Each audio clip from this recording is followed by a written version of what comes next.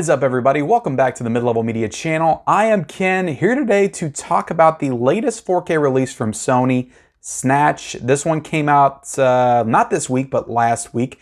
And yeah, I'm getting around to watching it, and I wanted to talk about this one with you and share my thoughts. But before I get into that, this is, in addition to a review, it's also a digital code giveaway of the 4K version of this movie. So definitely stay tuned to the end of the video, and I will be revealing the details on how you can enter to win that digital code. And before we get into talking about this movie, guys, please go ahead and comment down below your thoughts on this movie and this release, and subscribe to my channel if you haven't already. So let's talk about Snatch, guys. This is a Guy Ritchie film that came out in 2001. This is produced by his partner at the time, Matthew Vaughn. This was, of course, before he went on to do movies like Kick-Ass and X-Men First Class and, of course, Kingsman. I guess he partnered with Guy Ritchie on a lot of his earlier films. And yeah, he produced this movie with him. This is also, like I said, starring Brad Pitt, Benicio del Toro, Jason Statham, Vinnie Jones. An absolute stacked cast in this movie. It came out in 2001. It grossed $83.6 million on a $10 million budget. So it's a very successful film. And it's one that I would say is probably Guy Ritchie's definitive movie. It's the one that everybody talks about. If you're talking about getting into Guy Ritchie's filmography, the first film that comes up almost always is Snatch. I remember when The Gentleman came out, which is a movie I watched last year and quite enjoyed.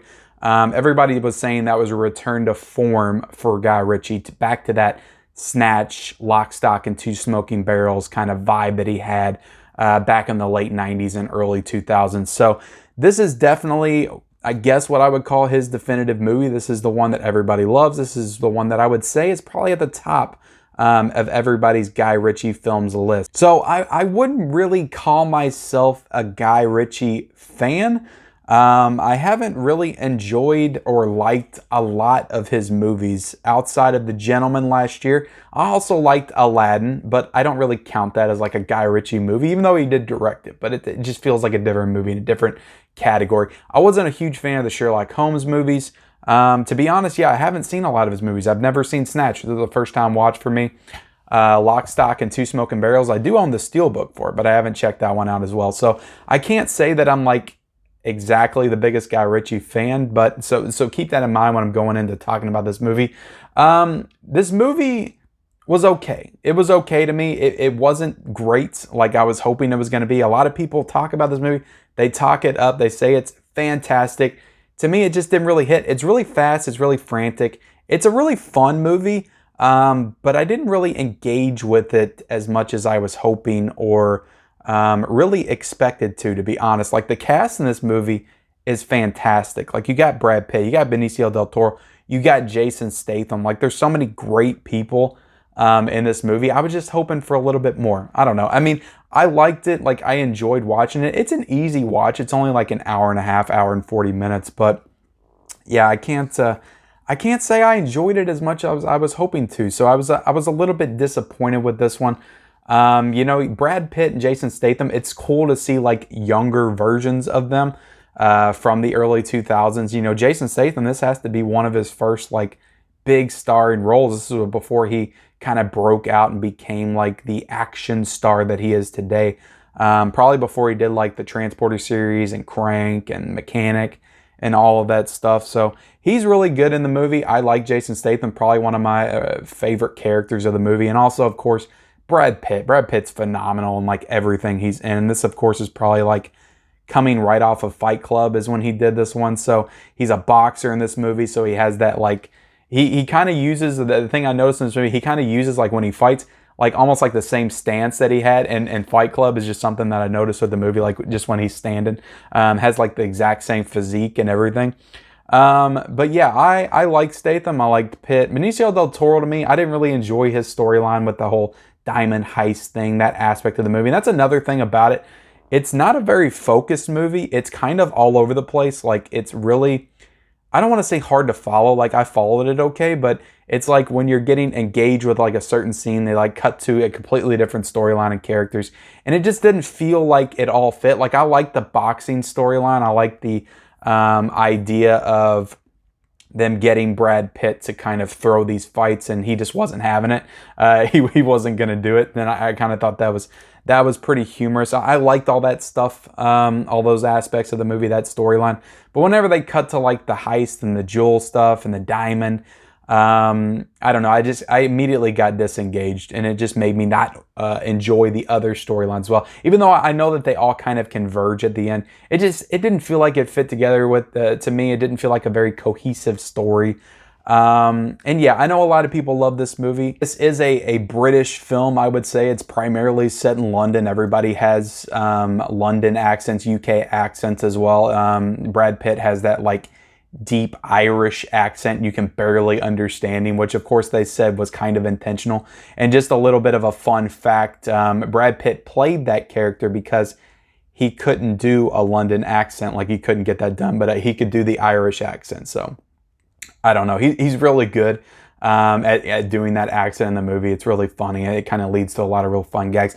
I liked everything with Brad Pitt and Jason Statham, to be honest. I just didn't love like the other storylines and just how they fit into the movie. So at the end of the day, guys, I mean, it's a well shot movie. Like I said, it's got a lot of action in it, some action set pieces. You know, I did enjoy those parts, but I can't say like I fully liked the movie like that. I don't know. I'll give it a 3.5 out of a 5 for my actual score of the movie. So again, if you love this movie, if it's one you remember like really enjoying, I'm not trying to take anything away from you. I'm just giving my thoughts on the film itself. That's the only thing I can do. And yeah, I don't have that like nostalgia for it, I guess, because it's a 20-year-old movie by now. It's the 20th anniversary of the film Snatch. So yeah, 3.5 out of 5 for me as far as the movie. So let's get into these 4K visuals, guys. So as for the visuals of this film, I thought it was a nice transfer. I thought it was really well done. And, you know, it has the HDR in it.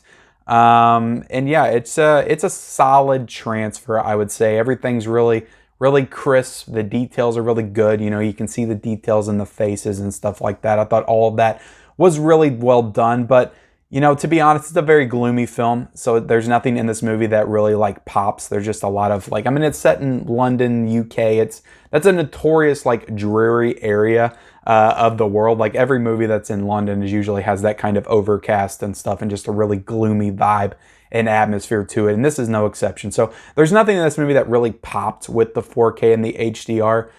It's just a solid, like crisp, sharp 4K image. So nothing really wrong with that. It's just, it's nothing that I guess I feel like really lends itself well to the 4K transfer. I don't know if it's absolutely necessary to do this one, but yeah, I mean, it's solid. It's solid, and it's definitely probably the best way to own and watch this movie. So getting into the packaging, it's solid packaging. I like the Sony packaging overall. They're using that classic poster with everybody on it, which is really smart.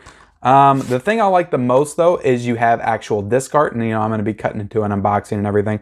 The disc art in this one I really like. You know, you have the hand with the diamond, and on the even the Blu-ray disc, it's a really cool like coloring with the yellows and stuff. So I like the disc art of this release, and I like the packaging overall. As far as the audio goes, guys, you have the Dolby Atmos mix. So for people that have that set up, I imagine you won't be disappointed. I imagine that you're going to be very happy with that. Of course, I don't have that. I'm listening to it on a soundbar. Everything sounded really good to me. So as far as the special features, guys, there's nothing new. And to be honest, that's nothing new with these studio catalog releases. They just don't want to put, I guess, the extra work and effort into like adding at least a couple new special features. That's all I'm asking for. So I'm going to show you the menu on the 4K, and there's nothing on there except for like the subtitle options and the audio options, which there is a lot of, and a lot of different variety of languages and stuff like that. But all these special features are on the Blu-ray disc, so they're past special features. It's nothing new. So it's disappointing, but at the same time, it's expected at this point with these studio releases. So at the end of the day, guys, this really comes down to, are you a big fan of this movie, whether or not I recommend you purchasing it? I can't say that I fully regret purchasing it for 20 bucks. I didn't have this movie in my collection. So to have Snatch in my collection right now with this awesome 4K slipcover is pretty cool. You know, I don't mind it, even though I didn't fully love the movie. So it's $20 right now. You can get that Steelbook for $26. I think it's still available on Best Buy, that Best Buy exclusive Steelbook. So at the end of the day, it comes down to just how big of a fan of this movie are you. But I would say it'll probably, a lot of these catalog titles, they go down $3 to $4 in a few weeks. So, you know, maybe wait for that to pick this one up. So it's a solid release. It's a really solid release by Sony. So let's go ahead and get into the digital code giveaway details, guys. So as for how you win it, how you enter, all you have to do is comment down below your favorite Guy Ritchie film. Also like this video and subscribe to my channel if you haven't already. So just do those 3 things and you will be entered to win the digital code giveaway. So I'll be, whatever day I put this up, it's either going to be on a Friday or a Saturday. 1 week from when I put this video up is when I'm going to pick the winner and announce the winner and send out the code. So just keep that in mind. So yeah, I appreciate everybody watching. Like I said, please like, comment down below, subscribe to my channel, turn on those bell notifications for all of those future videos, and we'll see you next time.